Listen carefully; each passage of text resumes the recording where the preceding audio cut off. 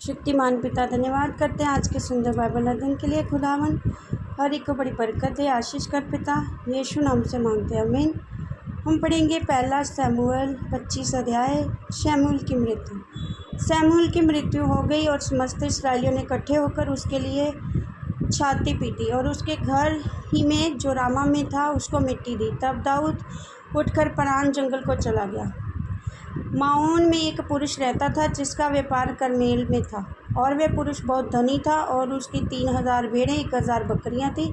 वह अपनी भेड़ों का ऊन कतर रहा था। उस पुरुष का नाम नाबाल और उसकी पत्नी का नाम अबीगैल था। स्त्री तो बुद्धिमान और रूपवती थी, परंतु पुरुष कठोर और बुरे बुरे काम करने वाला था।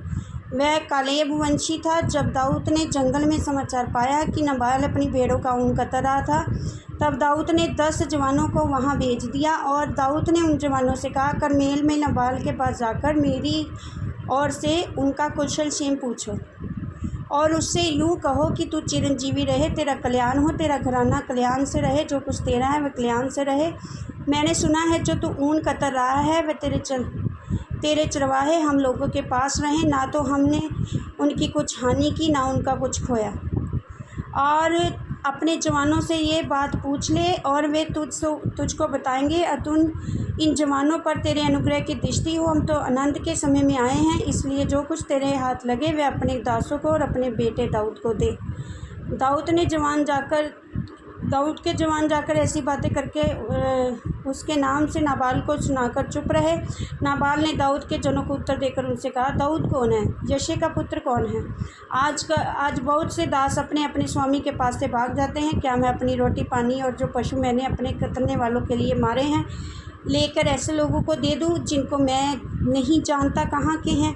तब दाऊद के जवानों ने लौटकर अपना मार्ग लिया और लौटकर उसको ये बातें ज्यों की त्यों सुना दी। तब दाऊद ने अपने जनों से कहा, अपनी अपनी तलवार बांध लो। तब उन्होंने अपनी अपनी तलवार बांध ली। तब दाऊद ने भी अपनी तलवार बांध ली और कोई 400 पुरुष दाऊद के पीछे पीछे चले और 200 सामान के पास रह गए। परंतु एक सेवक ने नाबाल की पत्नी अबीगैल को बताया, दाऊद ने जंगल से हमारे स्वामी को आशीर्वाद देने के लिए दूत भेजे थे और उसने उन्हें ललकार दिया, परंतु वे मनुष्य हमसे बहुत अच्छा बर्ताव रखते थे और जब तक हम मैदान में रहते हुए उनके पास आया जाया करते थे तब तक ना तो हमारी कुछ हानि हुई ना हमारा कुछ खोया।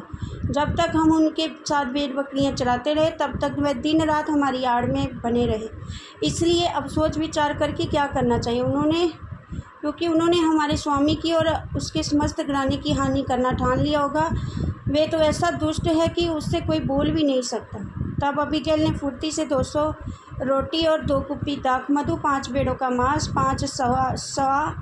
5 सा भुना हुआ अनाज और 200 टोकरियां गधों को लदवाई। और उसने अपने जवानों से कहा, तुम मेरे आगे आगे चलो, मैं तुम्हारे पीछे पीछे आती हूँ। परंतु उसने अपने पति नाबाल से कुछ ना कहा। तब गधे पर चढ़ी हुई पहाड़ की आड़ में मैं उतरी जाती थी। दाऊद अपने जनों समेत उसके सामने उतरा आता था और वह उनको मिली। दाऊद ने सोचा, मैंने जो जंगल में उसके साथ सब माल की ऐसी रक्षा की उसका कुछ भी ना खोया। ये निसंदेह व्यर्थ हुआ, क्योंकि उसने भलाई के बदले मुझसे बुराई किया। यदि सवेरे उजाला होने तक उस जन के समस्त लोगों में से एक लड़के को भी मैं जीवित छोड़ दूं तो परमेश्वर मेरे सब शत्रुओं से ऐसा नहीं वरन उससे भी अधिक करे। दाऊद को देख अबीगैल फुर्ती करके गधे पर से उतरी और दाऊद के समूह मुंह के बल भूमि पर गिरकर दंडवत की। फिर वह उसके पांव पर गिर के कहने लगी, है मेरे प्रभु, ये अपराध मेरे ही सिर पर हो।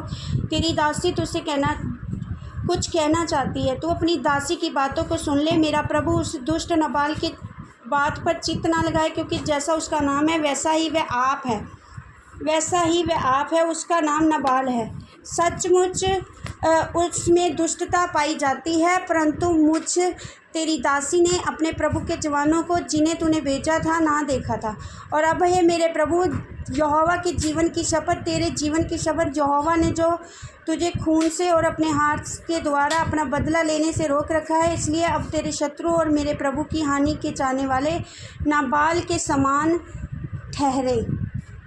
और अब ये भेंट जो तेरी दासी अपने प्रभु के पास लाई है उन जवानों को दी जाए जो मेरे प्रभु के साथ चलते हैं।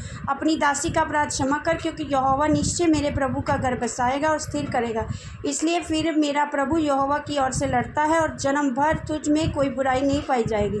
और यद्यपि एक मनुष्य तेरा पीछा करने और तेरे प्राण का गाहक होने को उठा है, तो भी मेरे प्रभु का प्राण तेरे परमेश्वर यहोवा की जीवन रूपी गठरी में बंधा रहेगा।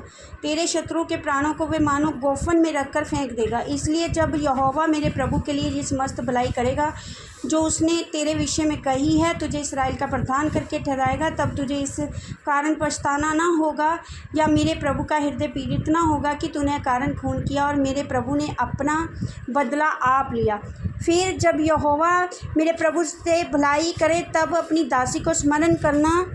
और दाऊद ने अबीगैल से कहा, इस्राएल का परमेश्वर यहोवा धन्य है जिसने आज के दिन मुझसे भेंट करने के लिए तुझे भेजा है, और तेरा विवेक धन्य है, तू आप भी धन्य है। तूने मुझे आज के दिन खून करने और बदला लेने से रोक लिया है, क्योंकि सचमुच इस्राएल का परमेश्वर यहोवा जिसने मुझे तेरी हानि करने को रोका है, उसके जीवन की शपथ, यदि तू फुर्ती करके मुझसे भेंट करने को ना आती तो निस्संदेह सवेरे उजाला होने तक नाबाल का कोई लड़का भी न बचता। तब दाऊद ने उसे ग्रहण किया जो उसके लिए लाई थी। फिर उसने उससे कहा, अपने घर कुशल से जा।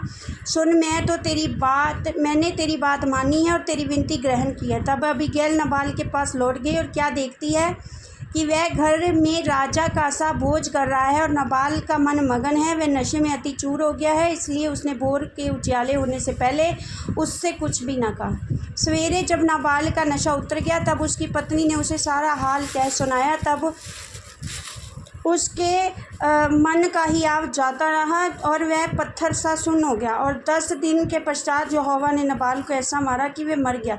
नाबाल के मरने का हाल सुनकर दाऊद ने कहा, धन्य है यहोवा जिसने नाबाल के साथ मेरी नामधराई का मुकदमा लड़ने को तेरे दास के लड़कर अपने दास को बुराई करने से रोक रखा, और यहोवा ने नाबाल की बुराई को उसी के सिर पर लाद दिया। तब दाऊद